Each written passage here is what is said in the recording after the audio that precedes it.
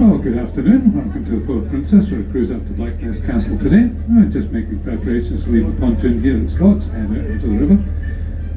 It's a little different from our usual one because of the wind and tide today. We'll be going up to Blackness in the first instance, then crossing over to Charlestown and coming down via Limekilns and Rosyth.